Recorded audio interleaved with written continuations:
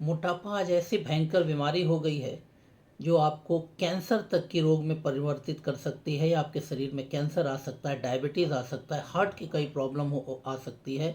और बहुत कम उम्र में आदमी बहुत बहुत ज़्यादा बीमारियों से जूझ सकता है और जीवन दुष्कर हो सकता है।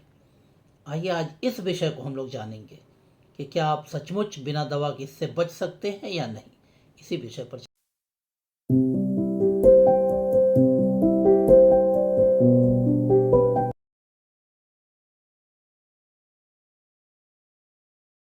नमस्कार। YouTube चैनल जीविता टीवी में आप सभी का स्वागत है। मैं हूं प्रोफेसर डॉक्टर NP सिंह। आज का विषय है ओबेसिटी या ओवरवेट और उसकी प्राकृतिक इलाज, यानी प्राकृतिक रूप में मैं कैसे स्वस्थ रह सकूं या व्यक्ति कैसे स्वस्थ रह सके और मोटापा से दूर रह सके, मोटापा या ओवरवेट।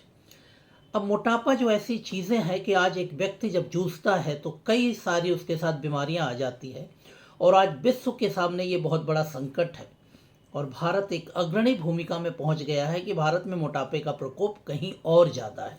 तो क्या हम इसके लिए क्या उपाय हो सकते हैं? लोग दौड़ रहे हैं, कई चीज़ों का इलाज करा रहे हैं, कई चीज़ों इसके लिए कर रहे हैं, लेकिन फिर भी ये एक विकराल रूप में हमारे सामने खड़ा है। तो आइए हम लोग मोटापे को लेके करें कि मोटापा आखिर है क्या। मोटापा यानी ओवरवेट या शरीर में फैट का जमना, यानी आपके शरीर का एक सामान्यतः जो वजन होना चाहिए उससे कहीं कहीं ज़्यादा हो जाना। अब ये कहीं ज़्यादा हो जाने का आधार क्या है? तो मेडिकली एक माना गया है BMI। BMI माना गया है जो आपको, अगर वो सामान्य से ज़्यादा है तो आप ओवरवेट हैं। हालांकि हर जगह BMI नहीं, एथलेटिक्स में कभी कभी BMI के मापदंड से मेल नहीं खाता, फिर भी साधारणतः हम लोग BMI को हम लोग मानते हैं कि BMI अगर किसी का सामान्य से ज़्यादा है तो ओवरवेट है। यहाँ तक कि अभी एक और चलन चला है कि आपके वेस्ट के सरकमफेरेंस यानी कि कमर के माप को भी देखा गया है कि वो 38 से ज़्यादा है पुरुषों में, महिलाओं में 34 से या 32 से ज़्यादा है, तो मान लिया जाता है कि ये ओवरवेट हैं, या आप कहीं आपकी उम्र से ज़्यादा, मतलब आपकी जो होना चाहिए वजन उससे कहीं ज़्यादा वजन है। तो ये तो जनरली मोटापा की एक अवधारणा है।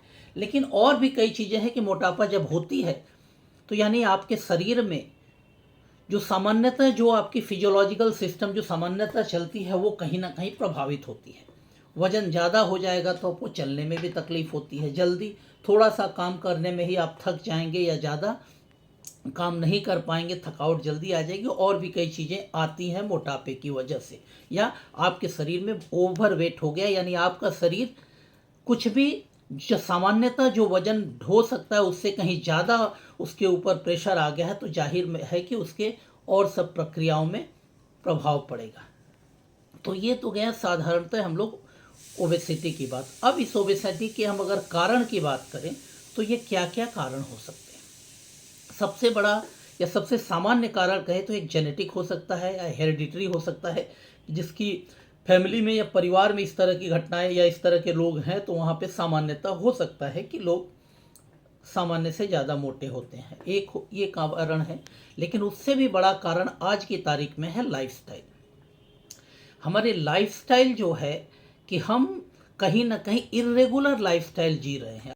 इर्रेगुलर लाइफस्टाइल में सबसे बड़ी चीज़ जो आती है वो है हमारा रहन सहन और खान पान। आज की जो हमारा जीवन पद्धति है उसमें बहुत कुछ चीज़ है जो हम सामान्य लाइफस्टाइल या सामान्य दिनचर्या का पालन नहीं करते हैं।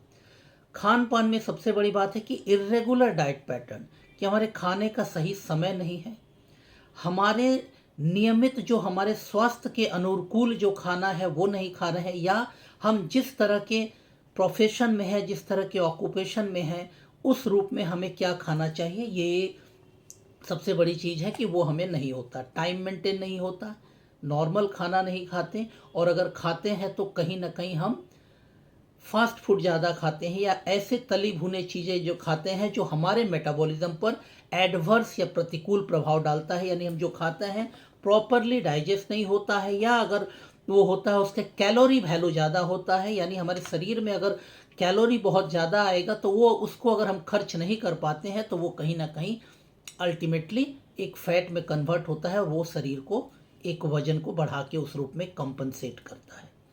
और एक चीज़ है जो हम लोग लिक्विड बेवरेज पीते हैं, सॉफ्ट ड्रिंक्स, उसमें बहुत ज़्यादा शुगर होता है, कार्बोनेटेड शुगर होता है, वो भी कहीं ना कहीं हाई कैलोरी होता है। और वो हाई कैलोरी अगर आप कंज्यूम तो कर लेते हैं लेकिन अगर उसको खर्च नहीं कर पाते, उसको कहीं ना कहीं यूटिलाइज नहीं कर पाते, तो वो भी कहीं ना कहीं शरीर में आपको ओवरवेट या ओबेसिटी के रूप में कन्वर्ट करता है। तो ये एक कारण है। अल्कोहल जो लेते हैं वो भी कहीं ना कहीं एक प्रभाव होता है।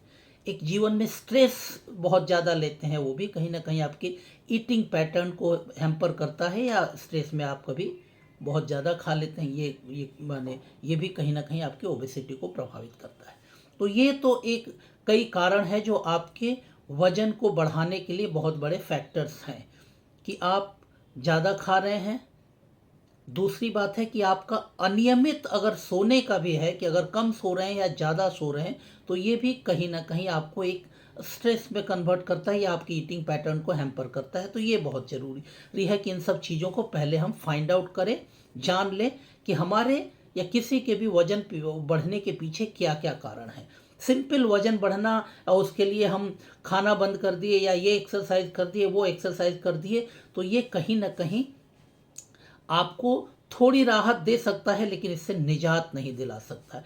तो ये आप पहले मानिए कि आप या किसी को अगर ओबेसिटी है तो उसके कारण क्या है।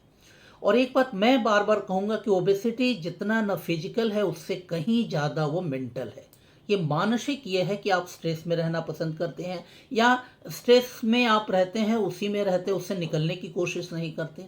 आपके खाने का लाइफस्टाइल है वो उस चीज़ को कहीं ना कहीं आप उसमें डूबे रहते हैं, उससे अलग होने की कोशिश नहीं करते हैं। यानी आप अपने मानसिक रूप से उस लाइफस्टाइल के साथ जुड़े रहते हैं, ये नहीं समझते कि ये कहीं ना कहीं आपके स्वास्थ्य पर, आपके वजन पर कुप्रभाव डाल रहा है। तो इससे आप अपने को अलग करिए मानसिक रूप से, अपनी सोच में, अपनी चाह में, अपने स्वाद में, लेकिन आप कहीं ना कहीं उससे जुड़े रहते हैं। तो ये एक बड़ा कारण है कि इससे आप जुड़े रहते हैं। अब अगर हम इससे अलग होने की करें या ओबेसिटी से निकलने की कोशिश करें तो कई रास्ते हैं, कई चीज़ें हैं, और आराम से आप बिना किसी दुष्प्रभाव के, बिना किसी पार्श्व इफेक्ट के या साइड इफेक्ट के आप आराम से मोटापा से या ओवरवेट से या ओबेसिटी से निकल सकते हैं। लेकिन पहले है कि आपके अंदर दृढ़ इच्छा हो कि आप सचमुच जो बोल रहे हैं वो अंदर से चाह रहे हैं। तो इसके लिए सबसे पहली बात है कि आप अपने लाइफस्टाइल को ठीक करिए। दूसरी बात है कि अपने ओबेसिटी के पीछे उस फैक्टर्स को खोजिए, वो कारण को खोजिए कि कौन से कारण आपको ज़्यादा डिस्पोज कर रहे हैं टुवर्ड्स द ओबेसिटी, ओबेसिटी की तरफ आपको बढ़ने में कौन से कारक हैं। आपका ऑक्यूपेशन है, आपका लाइफस्टाइल है, आपका खान पान है, ये दिखना है। और एक चीज़ होती है जो बहुत लोग नज़रअंदाज करते हैं, एजिंग भी एक प्रोसेस होती है जो कहीं ना कहीं आपको मोटापा की ओर ले जाती है। जैसे जैसे आपकी एजिंग बढ़ती है तो आपकी वर्किंग इफ़िशियंसी कमती है या वर्किंग जो आपका पैटर्न होता है, लाइफस्टाइल होता है, वो भी चेंज होता है या कम होता है। आप एक समय में जितना फिजिकली एक्टिव होते हैं, बढ़ते उम्र के साथ वो फिजिकल एक्टिविटी आपकी कम होती है, या तो आपको उम्र के साथ काम कम हो जाए या आपके शरीर उस तरह नहीं दे। तो लेकिन अगर डाइट पैटर्न वही रहता है तो आप कहीं ना कहीं इनडायरेक्टली वो आपको इफेक्ट करता है। तो बदलते समय के साथ आपकी लाइफस्टाइल जैसे एडजस्ट कर रही है तो भोजन को भी उस तरह एडजस्ट करना होगा। तो ये एक तो बड़ी चीज़ है कि आप जीवन की प्रक्रिया में कैसे गुजर रहे हैं। 10 साल पहले आपकी वर्किंग इफ़िशियंसी क्या थी, वर्किंग काम क्या था, उसके बाद 10 साल बाद क्या है, तो लाइफ पैटर्न भी उसको होता है। यानी लाइफस्टाइल को आपको एडजस्ट करना with the time, with the occupation, with your working environment. Sedentary life है कि नहीं, सेडेंट्री लाइफ है तो थोड़ा सा आपको फिजिकल एक्सरसाइज करना ही होगा। और फिजिकल एक्सरसाइज का मतलब नहीं है कि आप बहुत ज़्यादा हेक्टिक इतना कर दे कि बाद में आपको कहीं और प्रॉब्लम हो जाए। बस उतना ही हो कि शरीर की मेटाबॉलिज्म प्रॉपर हो उस रूप में जितना जरूरी है। इसलिए किसी एक्सपर्ट से करिए। ओबेसिटी की को सहज एक सामान्य प्रक्रिया या सामान्य रोग ना मान के अपने से कोई ट्रीटमेंट मत करिए, किसी एक्सपर्ट के पास जाइए। बेहतर हो किसी अच्छे प्राकृतिक चिकित्सक के पास जाइए, वो आपकी प्रॉब्लम के हिसाब से वो गाइडलाइन करेगा कि आपको क्या करना है। तो पहली चीज़ हो गई कि आप लाइफस्टाइल मेंटेन करें, खाने का पैटर्न ठीक करें, और उसके साथ साथ आप सोने का पैटर्न ठीक करें। खाने में वो सारे चीज़ जो एक्सेस कैलोरी आपके शरीर में कन्वे करते हैं उसको रोकिए। ऐसे कोई भी चीज़ न खाएं जो कहीं ना कहीं आपके स्वाभाविक मेटाबॉलिक प्रक्रिया को चुनौती देती है या उस पर दुष्प्रभाव डालती है। तो वैसे कोई भी चीज़ न खाएं, यानी फास्ट फूड से परहेज करें या सोचिए कि ये फास्ट फूड आपको कहाँ किस रूप में कुप्रभावित कर रही है, तो उससे बचिए। अब आ जाते हैं कि कई चीज़ें हैं जिसमें आप बहुत अच्छे से कर सकते हैं, क्योंकि ये जो प्रक्रिया है आपको बहुत से भविष्य में अलग अलग रोग की तरफ ले जा सकती है। तो इसलिए ज़रूरी है कि आप अपने ब्रीदिंग की बात करेंगे तो ये सिर्फ श्वसन की बात होती है, हम यहाँ प्राणायाम की बात कर रहे हैं।